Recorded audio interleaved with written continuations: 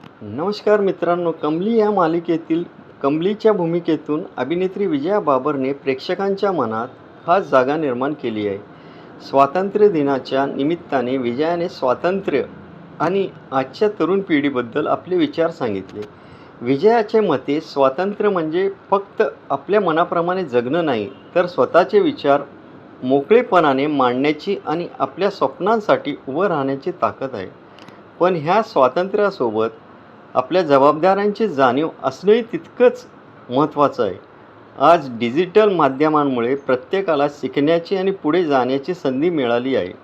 भारतीय संस्कृती आणि आपल्या मातीतल्या कथा मनोरंजनातून पुढे येत आहेत, असंही विजया म्हणते.